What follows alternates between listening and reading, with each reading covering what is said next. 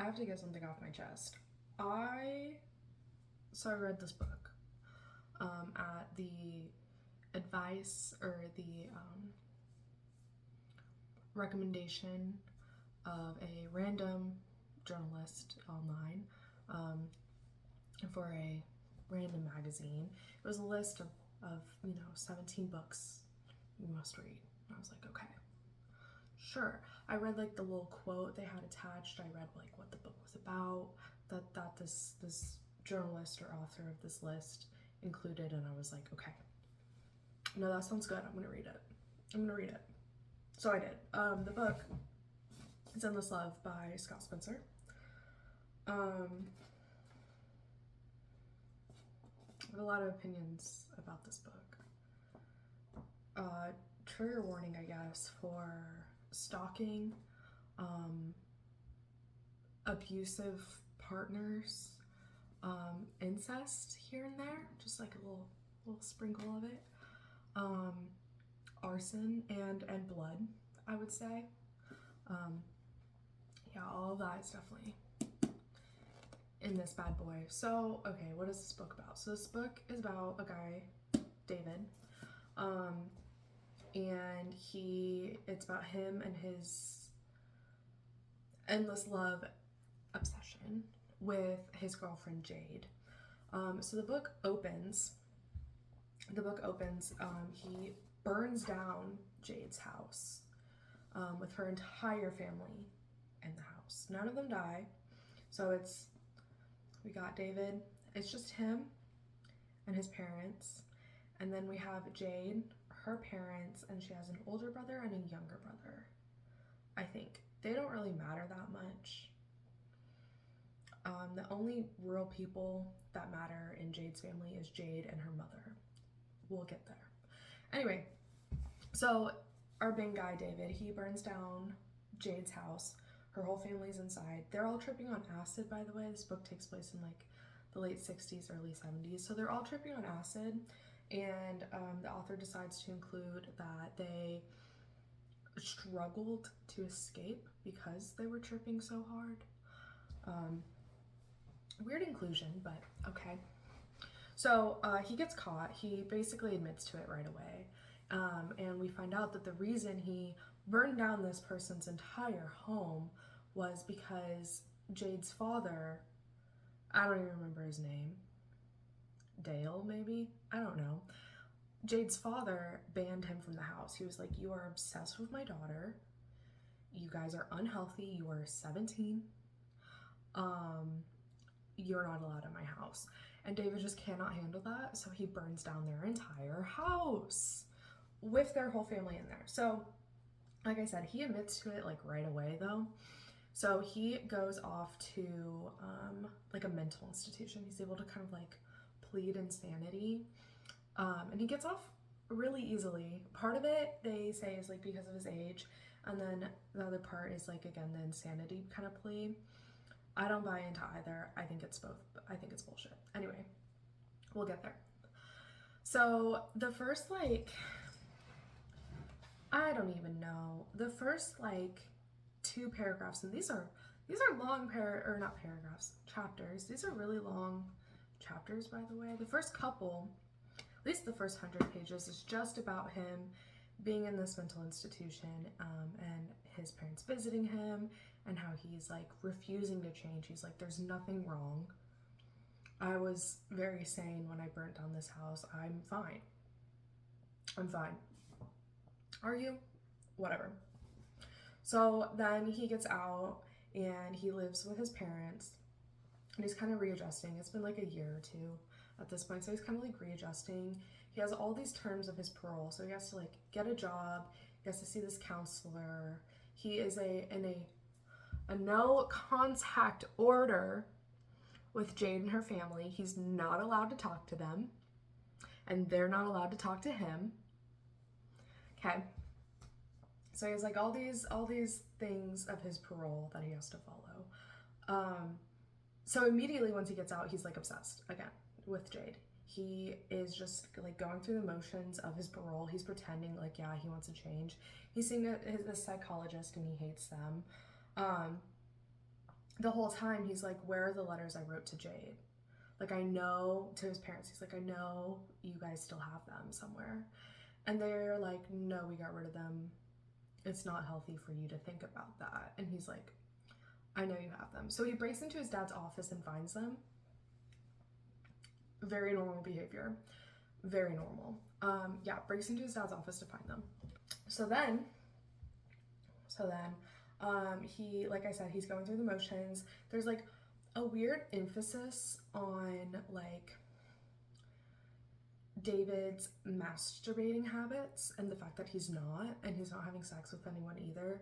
And the therapist is like, that's weird and unhealthy. You need to do that. Like, you need to, I will stop seeing you if you don't masturbate. And David's like, silly counselor, the only reason why I'm not masturbating is because I'm saving myself for Jade. Again, weird, whatever. So eventually, like I said, David finds these letters and he is able to find Jade's mom, Anna. I think that's her name. So he finds Anne through like the phone book and he writes her a letter and he's like, hey Anne, what's up? And Anne writes back. Again, no contact order on both sides. Anne still decides to write back. She's like, hey King, I was wondering when you'd message me. I was wondering when you'd reach out. Like, how is life? Here's everything that's happening in my crazy, stupid world. So David lives in Chicago. After the fire, Anne moved to New York City. So they're like writing letters there and David's like, tell me Jade's location. And Anne's like, silly David, I won't do that. And David's like, okay. This was the entire first part, everything I just told you. Do you think that sounded fun to read for like 120, 150 pages? You're right, it wasn't. It sucked. It was horrible. Okay.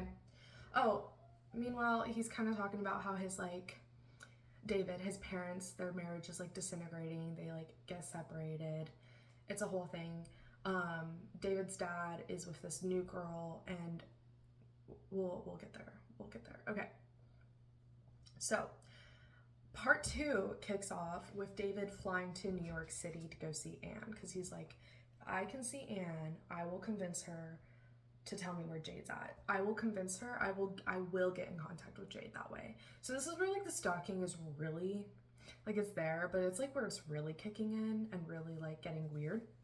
So he flies to New York City. So at this point he's now breaking 2 parts. Well, really 3. No, he's broken like all of his parole because he's effectively lost his job. He stopped seeing his counselor as well as his case manager. He has broken his non-contact order and left the state, which he's not supposed to do. Okay, so he's in New York and he sees Anne and is like, hey Anne, what's up? And she's like, oh, ha, David, I can't believe you're here. You're so silly and goofy. So Anne is like, well, we can go out to dinner or we can go out to lunch, but I do have a date tonight with, I don't even know the guy's name. It doesn't matter. Simon, sure, whatever. Does not matter. None of this book matters. Literally none of it. And I spent so long reading it. Okay, so she effectively takes David out on a date. Let me just re-emphasize this relationship real quick. David is Anne's daughter's psychotic ex-boyfriend. David burned down Anne's house and destroyed her life. She's separated from her husband. None of her kids like really talk to her like her anymore. She's living alone in New York City. And she takes this man out on a date, okay? So while they're on this date, Anne like basically gives us a lot of like weird backstory that was just like weird and gross. So she talks about how like, she's like, yeah, you know, other people thought we were dating, not you and my daughter. Isn't that so quirky and weird? Could you even believe that people thought we were dating? And you were a grown-ass woman and that is a child. At this point he's like 19, but still, he's a child, okay? He's a child. And burned down your house. He burned down your house. Okay, so then Anne's also talking and she's like, you know, I remember the night that I caught you guys, oh, bless you, that was my cat. She's like, I remember the night that you guys first had sex. I walked in on you. I bet you didn't know that, but I did. I did. Which is like weird. Also, she does not say caught you having sex. She does not say fucking. She does not say anything. She says, I know when you guys started making love, which just felt really icky to me. Just really grossed me out. Okay, so not only, let's jump back in time. So not only has this woman walked in on her minor daughter having sex with her minor boyfriend. Whatever, minors have sex, that's not the point. She then goes upstairs to her husband and has sex with him. Whatever, adults can have sex, minors can have sex. Whatever, okay? Not the point. Yes, ma'am. Okay.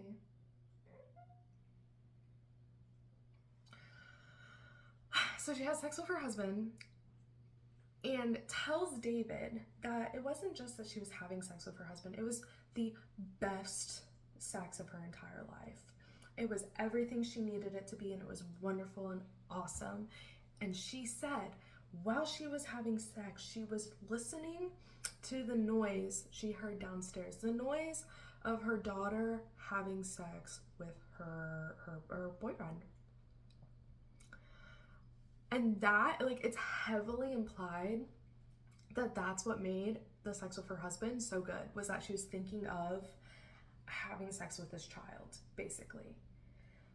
There's also like a lot of weird information about like her birth control and like her daughter stole her diaphragm, and like that was just like a weird inclusion that I didn't want. It like was very much like, I don't even know. It wasn't like, oh yay, I'm happy my daughter's having sex. It was like, my daughter felt comfortable enough that we would have the same uterus and share the same womb. Like, weird, okay? So Anne essentially, like I said, took David on this date. She ended up standing up her other date because this one lasted so long. She's telling David all of this, basically in a weird way, confessing like her love to this kid who again burned down her house, and who her main relationship was when he was a child, a minor, is saying that like having sex with her husband was like a proxy for having sex with him. Like weird and gross, right? Well, so Anne invites David back to her apartment, and she's like, yeah, you can stay the night, because then they also do just like so many drugs. They're like smoking, I think they did acid, I don't even really remember. They're taking shots, like they're going on like, they're having like a party this random night with the kid who burned down her house. Do you understand why I'm starting to feel insane? Okay. It's not even to the craziest part yet. So at this point, she's like, yeah, you can stay the night, you know, you're not gonna go back to your hotel, you're too drunk, whatever. So he falls asleep on the couch and she goes to his room. Well, David, overhears Anne call up the boyfriend that she stood up, and Anne's basically like, come over and fuck me.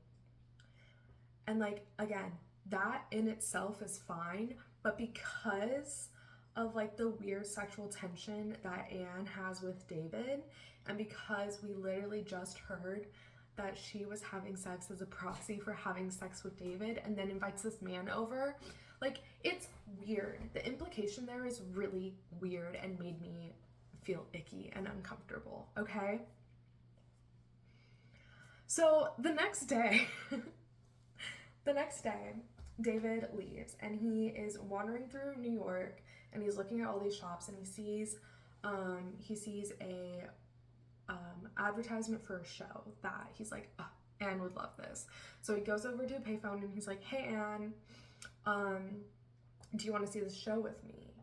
And Anne's like, LOL, I can't. My ex-husband's actually in town. Like, we're still on good terms, so I don't know, we're gonna like go do something later or whatever. David's like, okay, cool. Hangs up. So then David is like walking through the street and he's like looking at this bookstore and he's like, maybe I'll buy a book for Anne because like I used to just buy her gifts. And like, that's not weird. I would just buy her gifts. Like, I can't believe people thought we were dating. Like, that's so weird. That's so weird. Okay. So, again, he's wandering through the streets of New York City, the Big Apple. Okay, there's a lot of people there. So he's walking down the street and he turns around and he sees, who does he see but Anne's ex-husband, the man who kicked him out of his house, kicked David out of his house, the man who David burned down his house. Okay, so what's his name? It's not even like Dale. Hugh. His name's Hugh.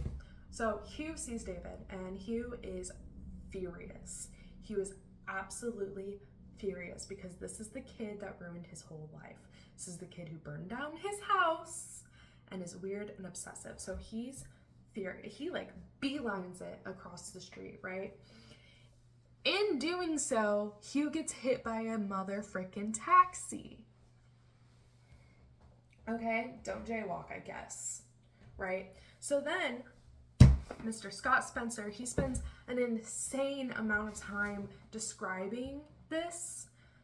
Absolutely an insane amount of time. He's talking about, like, he's saying, you know, Hugh's body was suspended in the air for so long. It was so crazy. Like, I'm sorry. What?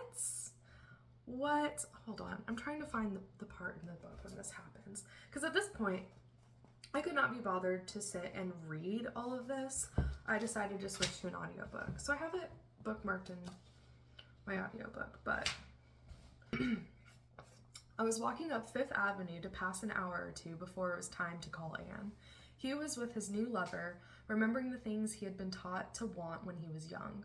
Who knows how many people were out there with us? 1 million seems a fair guess. New York is the place in America where you're most likely to meet someone you know. It's our capital of surprise encounters. If you stay there long enough, you might see everyone you ever knew. Okay, so he's walking, talking about, you know, potentially running into Hugh. Okay, so he does. He runs into Hugh. Hugh, again, beelines it across the street, gets hit. And here comes the taxi cab, gunning ahead to make it through a yellow light, because cab drivers are always in an acute hurry. That's how they make a living. I glanced back once to see if Hugh was following me. He was, of course, and I tried to make myself stop, but I couldn't. My legs were committed to cowardice. That's another thing. David is such a coward in every aspect. Anytime he can be a coward, he's a coward. Okay.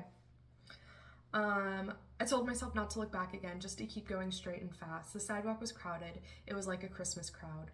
Everything was noisy and dense, but the sound of those brakes couldn't have been more penetrating if I heard them in a concert hall.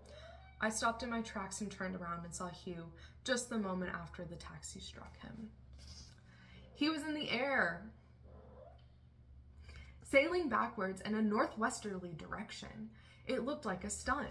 The taxi was going up an inch, back an inch, starting and stopping, bobbing up and down as if in a seizure. No one was saying anything, and Hugh was in the air. Then he was on his back, but still moving, shooting along as if he were on a sled. Okay, so then it talks about how, crippled he is. It looked serious and out of control. He turned on his right shoulder, but his head didn't move, and his legs were going in two different directions. Okay. So already really bad. At this point, I felt like I was going absolutely insane. I'd quite literally just gotten off the phone telling my friend all of this. Okay, and then I go and I press play on my audiobook. This is the next paragraph. It probably didn't matter. The taxi that hit him was going fast and it hit him direct. He was probably already dead, or at least on his way towards death. But a green florist van hit him a second time. It wasn't even a hit. The little truck rolled over Hugh and ruined the top part of his lifeless body. So, not only did the only sane character in this entire book, the only man who sees the guy who burned down his house and goes, is angry, the only man who sees this obsessive relationship that his daughter is, getting wrapped up in, the only person to see flaws in David David's own parents. His own parents don't even like condemn what he did. Okay, the only man in this entire book to have an issue with it gets hit by a car. And then another car. He literally says he was probably already dead. Scott Spencer, the only reason why you made this second car come was just for like a torture for Hugh. Okay? It's so weird. It was so weird. I felt like I was going absolutely insane. You know, then the police are like investigating, and the craziest part of like all of this is like, you know, the police come, everyone like is stressed out, everyone is getting asked what has happened, and then someone in a baggy suit was marking off in chalk the area on 57th Street where Hugh had lain. I don't think they would have actually done that. I'm no expert, but that feels fake. Then it says, within a minute, car wheels were rolling right through Hugh's blood. It was a busy time of day, and there wasn't time to clean it up. He's basically like, oh yeah, New York doesn't stop for anyone. Okay, so David knows he's responsible for Hugh's death. What do you think he does? He calls up Anne. He's like, hey Anne, can I come over? Anne's like, sure. Because he knows, let me back up, because Hugh was with his new girlfriend, okay? So David knows that the new girlfriend knows what happened and is going to call Anne and tell her. And he literally says, that he wants to be there when Anne found out, you know? He wanted to be there, and that's a little interesting. So Ingrid, who's Hugh's like new girl, comes in, and he's like, oh no, what if she recognizes me? What if she knows me? She doesn't, okay? They, you know, everything's crazy, everything's bad, whatever. The news is broken to Anne. So then it's like the next day, all of Jade's family, like her brothers, come into town, okay? We got Keith is the older one, and I don't even remember the younger one's name. It does not matter. It literally, it simply does not matter. Anyway, so they all come, and he's like hanging around, which again is like so weird, because they all know, like, again, they all know that David burned down their house, you know? They all know that. So anyway, they're all like hanging around grieving, and Keith is the older one, okay?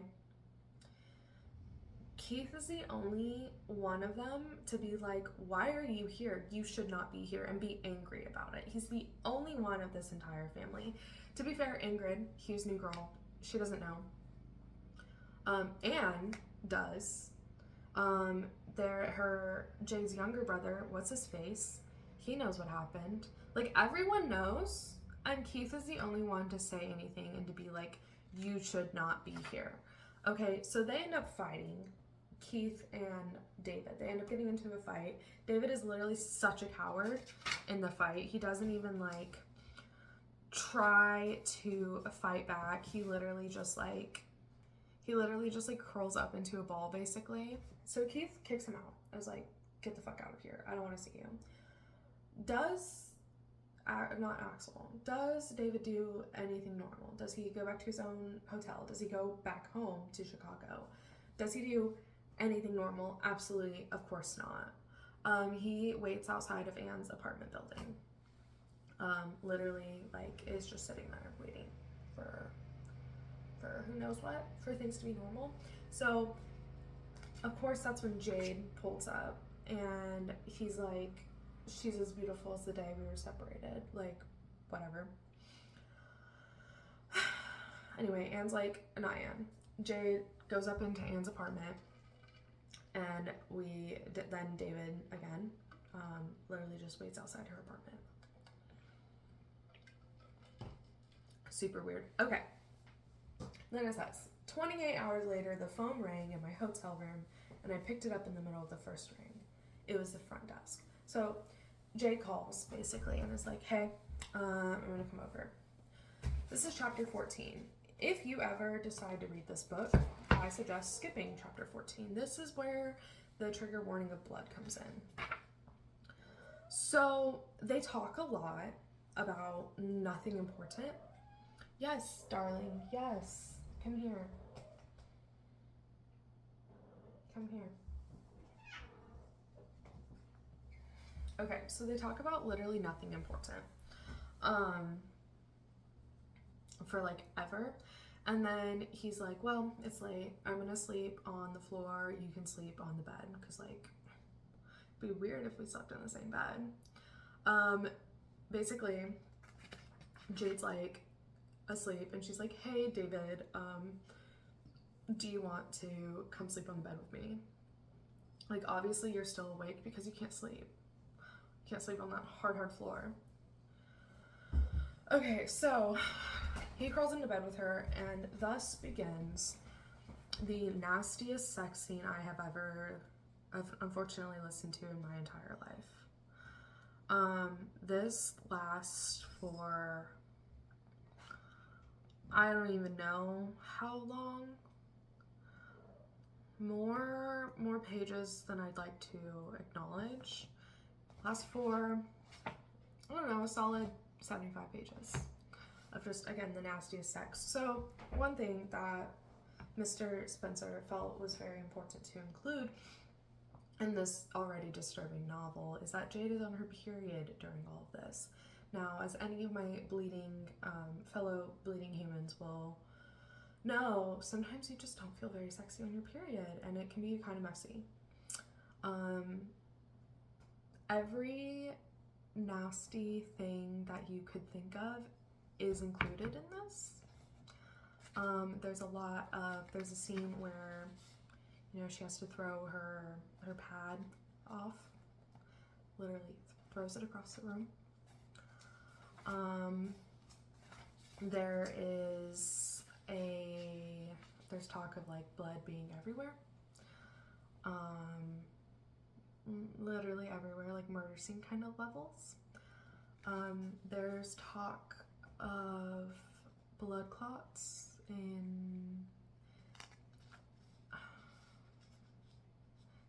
it's literally so gross. It was so gross. Anyway, so there's talk of blood clots going in places that I just rather would never think about, and just like non-stop sex for, 50 pages or whatever. At the very end, the next morning, when they are leaving this hotel room, they decide to steal the sheets, and Mr. Spencer again makes a point of explaining why, that they were just too bloody. They even say, we did it to be polite, really, thinking that the small loss suffered by the hotel would be preferable to the experience of the chambermaid having to confront the stiff brown and red sheets.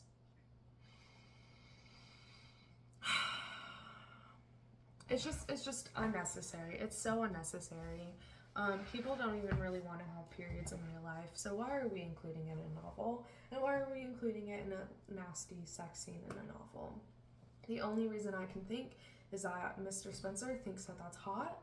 He thinks that people will love it, and, also enjoy that. I don't know. I don't want to ever talk to Scott Spencer because he truly disgusts me with this book. So, at this point, David has broken many, many, many parts of his parole. He understands this. He knows he's like basically on the run. He's to kind of keep it on the down low. One of the most healthy things that David could do at this point in his life and in his relationship with Jade is to not see her. He, again, needs some serious mental health help.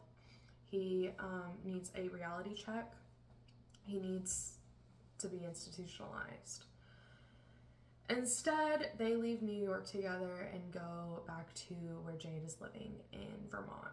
And they just are like, you know, living their lives together as young adults. She's in school, so it's talking about her finishing school and her thesis. He's talking about getting integrated with all of her friends. They're living in a house that has its own name, like it's a known place that people live. And they're just, you know, they're living their life. They're doing what they want. It is at this point, you know, at one point they talk about having children together. So then there's passing mention of, you know, they have sex, but to use protection because maybe we'll have kids. Anyway, so at this point, August 12th, 1973, it was the 6th anniversary of the fire. Every year on that day, the Butterfields, Jade's family, gathered at one or another of their homes. This year they were expected at Keith's house in Bellow Falls, just 90 miles away. So Jade goes to this like reunion of sorts, right? And while she is gone, David decides to call his parents. So he again fled Chicago and did not tell anyone. So he didn't tell his parents. They were like worried sick. They were like, we didn't know where he went. We couldn't find Jade. We didn't know. So he decides to call his parents and basically tell them like, yeah, I'm alive, I'm okay. Obviously I couldn't call you because I broke parole and I'm on the run. So his parents are like happy to hear from him, angry of course, disappointed, all of that. He hangs up and his father has a massive heart attack. Okay. So he has this massive heart attack, finds out, and so David is like, I have to go home. I have to go home to my father because it's implied that he might not make it. So David goes home to his dad, which is like a risk because again, he's on the run from the cops. So he gets picked up at the airport from his mom. They go to the hospital, and David's like chatting with his dad and is like, you know, his dad's like, fine, enough. And then something happens that kind of spooks David. He thinks that the police are going to come after him, right? So he kind of skirts. He like leaves immediately. He's like, I have to go. I'm scared. I need to go back to my home in Vermont. So he calls Jade and is like, hey Jade, I'm coming home tonight actually. Like, how are you? Right? So he says, I'm coming right away. I better hurry. Then hurry. Are you doing okay? This is him to Jade. Jade, I miss you. How is Bellow Falls? Jade, horrible, intense. I'll tell you about it later. God. Jade, I know. Also, Hugh's old girl called, Ingrid. She says she has to talk to me. She's driving through in that van of hers. I'm having breakfast with her tomorrow. So David is like, oh God, Ingrid found out who I am and she's gonna tell Jade. So David kind of freaks out and is like, I need to get home as soon as I can because he knows that Ingrid connected the dots and like knows, right? So he make his way back to Vermont, and I'm gonna be so honest, this is kind of where I started tuning things out, because I didn't care anymore.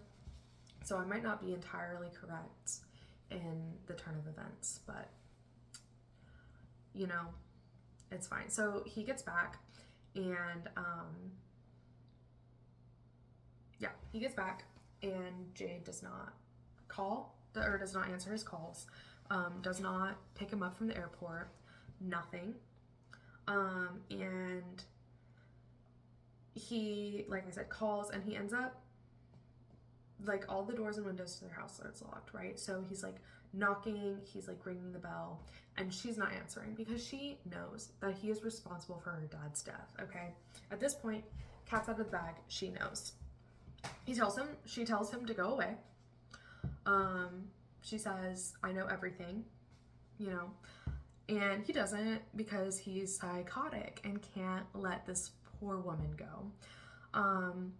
So he ends up breaking into the house, literally breaking into the house, and finds her, and she, you know, is freaking out, and she's like, go away, like, get out.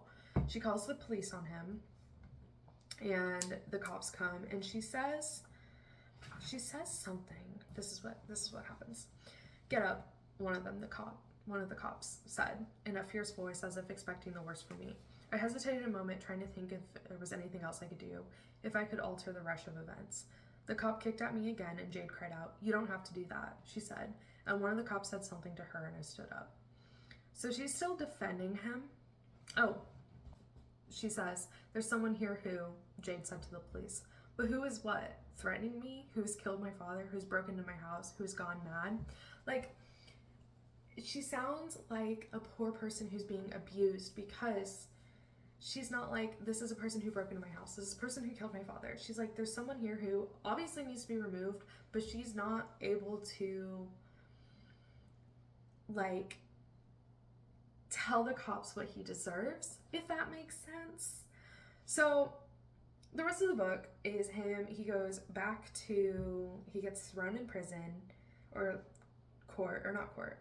jail for a couple days, and he's talking about how much worse this time around is, how it was so much better when he was younger, how, you know, it was just horrible. It was just horrible. He ends up going back to that same mental institution, and he says that it was easier that time around, like he knows the ropes, and he ends up getting a letter from Jade. I don't even care about the contents. She says at the very end of the letter, "I know we will probably never see each other again. I look at loving you as living outside the law, and I never want to do that again. I've lost a part of my nerve, and it's just as well, because that kind of recklessness only leaves room for itself. Everything else is blown away. We could never have a life. It seems so strange to tell you, but I still believe in our love, and I still love you. Yet I put it aside truly and forever. We will never see you again." So this is like the part of the book where everyone says that it's so, that it's just so heartbreaking. Jade ends up getting married. She, like, maybe has a kid. He talks to Anne again, and ends up visiting, which again is weird. His dad dies. It does not really matter, okay? The rest of this book does not matter. So, that's the plot. There's a lot of things wrong with this book. I just really hated how no one said that David was bad. That no one acknowledged that, like, what he was doing was not okay. There are so many instances in the book where people are actually, like, writing him off and saying that it's fine. So, like, David's dad, for instance, he ends up pursuing this other woman, and David's dad tells him that he was inspired by David's love, his love for Jade. And it's like, that's not love, that's obsession. David is truly, truly, deeply to this core, obsessed with this girl and her family.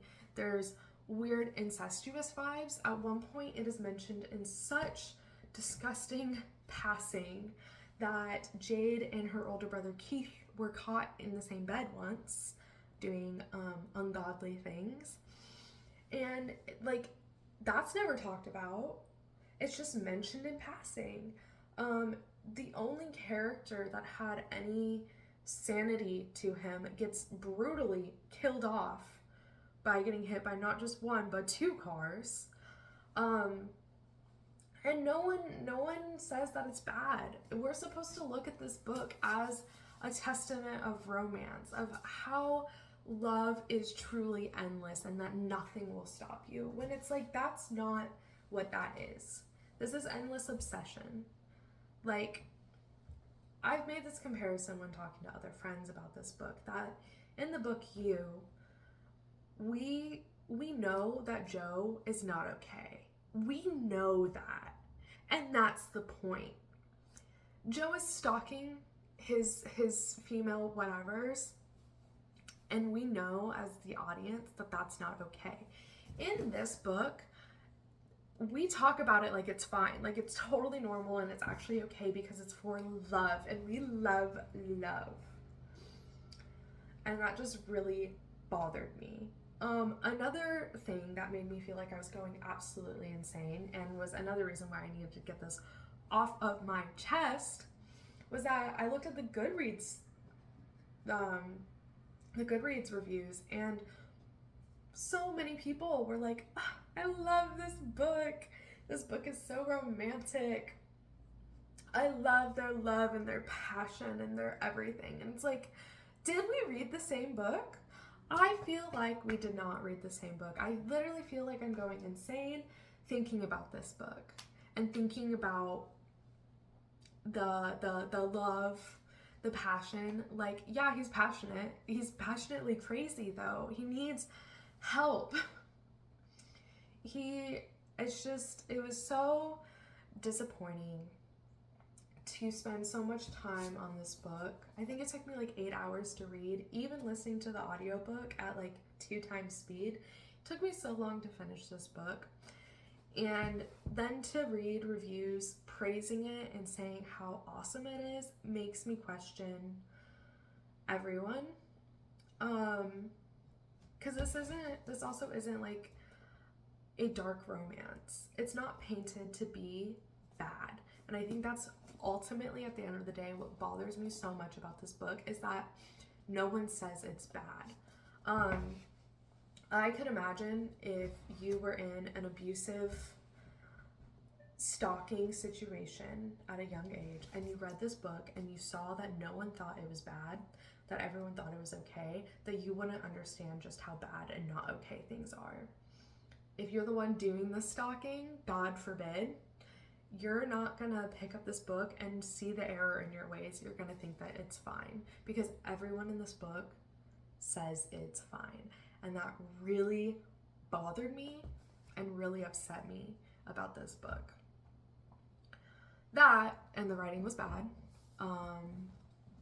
David Axelrod truly just goes on and on and on and on and on and on. I'm gonna read the first line to you and you'll get a hint of what I mean. I was 17 and in full obedience to my heart's most urgent commands. When I was 17, I stepped far from the pathway of normal life and in a moment's time ruined everything I loved. I loved so deeply, and when the love was interrupted, when in the incorporeal body of love shrank back in terror, and my own body was locked away, it was hard for others to believe that a life so new could suffer so irrevocably. But now, years have passed, and the night of August 12th, 1967 still divides my life. That was 2 sentences, and the whole book is like that. So, I just had to spread this to more people because, again, I felt like I was going genuinely insane. I could not understand why people enjoyed this book. If you like this book, please give me a detailed reason as to why. Because there's not many redeeming qualities about this book that I would ever give it more than a half star out of 5, but like a half star. So I don't really know how to conclude all of that. Thanks for listening to my rant, if you did. So it's probably gonna be the first video I upload. So maybe I'll upload more, maybe I won't. Who knows? But yeah, that was Endless Love by Scott Spencer. Truly a masterpiece, but it's a masterclass in writing an insane male character that no one thinks is insane. Dear God, David, I hope you got the help you need. Also, Scott Spencer, I'm so sorry, but like, are you okay?